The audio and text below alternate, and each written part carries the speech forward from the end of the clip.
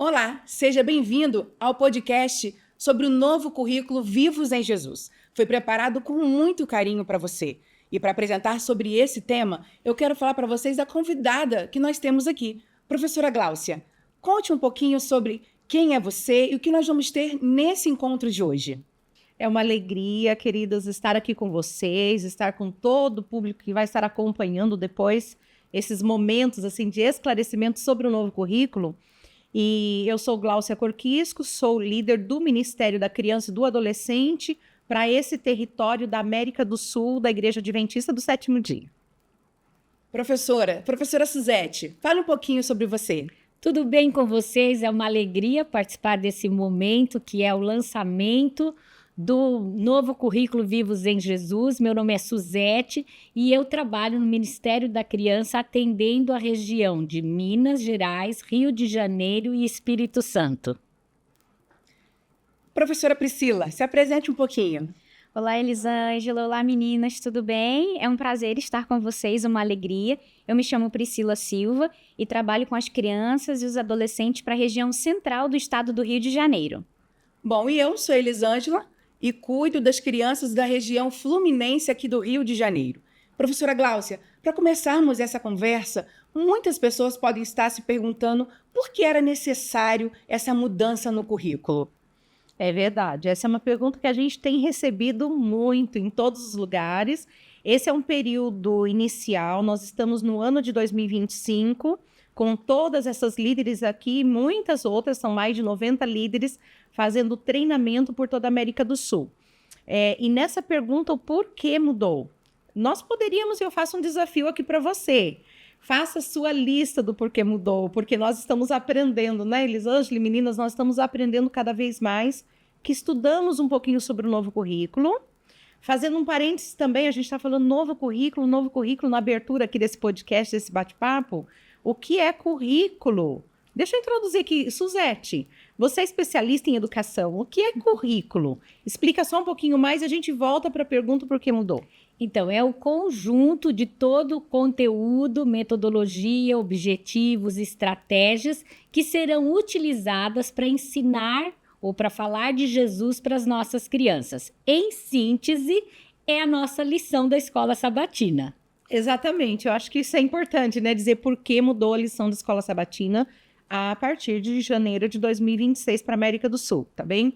Então, primeiro, nós podemos fazer muitas considerações, tá? Vamos a algumas que nós estamos pensando. A Igreja Mundial estava perdendo toda uma geração. Em muitos lugares, em muitos continentes, isso já é uma realidade. Isso é triste? É triste. Mas havia necessidade de mudança, porque as nossas ênfases, quem sabe, não estavam acompanhando, alcançando e fazendo sentido para essa nossa nova geração. Então, eu faço essa primeira colocação já emendando com o segundo porquê que eu coloquei aqui. É a necessidade de conexão. Gente, se vocês gravarem essa palavra, vocês já entenderam metade da mudança, tá bom? Conexão.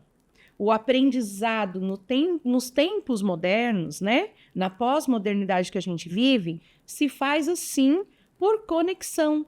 E a gente precisava de mudanças metodológicas. Seria, quem sabe, uma outra razão que a gente também pode comentar um pouquinho mais. Professora Gláucia, pode gerar dúvida, o que seria essa conexão? A cosmovisão hoje que a gente tem, que a gente chama, é uma palavra difícil também, né? Então a gente pode destrinchar um pouquinho mais. É a forma como o meu menino vê as coisas hoje, a forma como ele vê o mundo. Na pós-modernidade, eu gosto de usar muito o exemplo dos óculos. Por exemplo, com 45 anos, vou entregar a minha idade aqui, eu não precisava de lentes. Eu conseguia pegar qualquer papel, fazer qualquer leitura e estava tudo certo. Para mim, hoje, eu não leio nada, gente. Aqui, para mim, anuviou tudo. Fica tudo embaçado se eu não tenho as minhas lentes. Isso a gente fala de cosmovisão. A conexão que a gente precisa fazer com o menino hoje passa pelo viés metodológico. Nós não conseguimos falar com ele da mesma forma e acessar a mente dele da mesma forma. Isso é fazer conexão. Como é que eu acesso a mente dele? como é que eu falo de Jesus e coloco Jesus com prazer e com alegria no coraçãozinho dele. Professora Glaucia, então a linguagem é importante no processo. Exatamente. Como eu vou a falar? comunicação é que faz conexão, né? É a comunicação. Sensacional. Então, você falando aqui, professora, da questão da preocupação da igreja, o objetivo desse novo currículo é fortalecer a fé das crianças adventistas. E esse novo Exatamente. currículo, ele vai ser baseado em 3 pilares. Então, toda criança precisa saber o que é graça, que ela é salva pela graça. As crianças precisam aprender a ter um caráter semelhante ao de Jesus e participar da missão. Então, este currículo novo vem com essa proposta metodológica que tem essa função, fortalecer a fé das novas gerações. Exatamente. Eu estou lendo um livro muito interessante, quero aproveitar e deixar aqui, do pastor Paulo Godinho. Ele fala sobre como dar estudos bíblicos para essa nova geração, e tem um capítulo que ele dá dicas de conexão. Por exemplo, como fazer perguntas, fazendo conexão através de um diálogo aberto, sendo autêntico, porque a nova geração não aceita a falta de autenticidade, focar nos relacionamentos, contar narrativas pessoais. Quer ver maior conexão que a gente faz com o menino do que quando a gente abre um pedacinho da vida da gente, parte da vida, porque às vezes ele acha, né, que nós somos líderes e que nós temos uma vida perfeita, sempre tivemos tudo ok, nunca falhamos, e quando a gente às vezes conta algum episódio, coisas que nós já passamos, nós fazemos muita conexão. As narrativas ajudam bastante. Aceitando e incluindo, cuidando das diversidades que a gente tem na igreja. Em alguns eventos especiais, a gente também pode fazer conexão, tomando a força ativa deles para a missão, fazendo parcerias em comunidades, projetos sociais.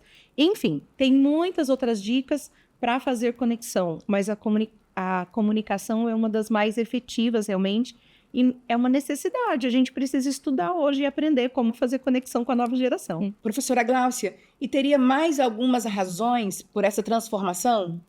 Sim, nós podemos elencar várias razões ainda, mas vamos só citar algumas aqui. Por exemplo, o crescimento populacional dos 25 últimos anos. No mundo, nós temos mais de 2 bilhões de pessoas. Então, a necessidade da mudança. Outra, nós temos um descompasso intergeracional. Por exemplo, em 25 anos, quando tivemos o lançamento do Elo da Graça, nós estávamos ali na geração, há 3 gerações atrás, certo? Nós estávamos pertencentes à geração Z, nós já passamos pela geração Alfa e nós estamos iniciando em 2025 a geração Beta. Então, cada geração tem características muito diferentes. Outra questão, evolução da tecnologia. Nós estamos agora na velocidade, né, da inteligência artificial generativa. E como trabalhar isso, casando também com o viés da natureza, dos primórdios e das coisas que a gente precisa retomar com essa geração. Nós precisamos ser mais intencionais, Elisângela, mais relevantes. A liderança da igreja, a família da igreja, precisa de trabalhar com essa geração com mais intencionalidade. E o currículo traz isso, traz um foco muito forte. A família da igreja precisa fortalecer o discipulado familiar. Discipulado, né, meninas? É algo que a gente fala há tanto tempo.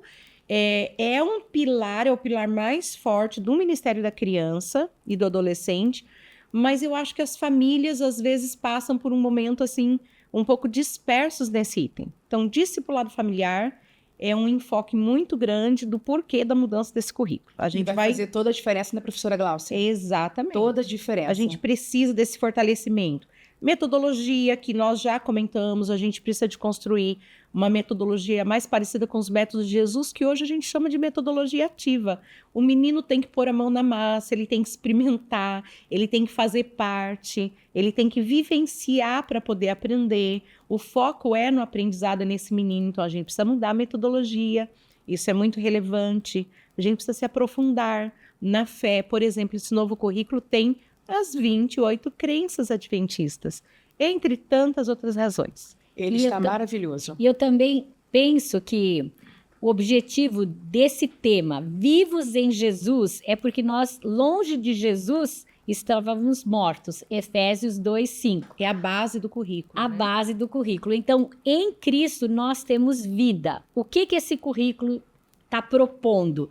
Que todas as crianças tenham um relacionamento vivo com Jesus a partir da leitura da Bíblia. A Bíblia deve ser aberta todos os dias com as crianças. Todas as vezes que ela for à igreja, a Bíblia deve ser aberta. E se ela não souber ler, põe o dedinho dela, mas faça entender que Deus fala com ela através da Bíblia. Eu acho que esse é um argumento muito forte para a gente entender que precisamos ter um relacionamento vivo com Jesus a partir da leitura da Bíblia.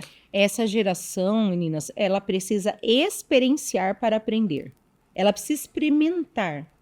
E experimentar Jesus na vida dela, né?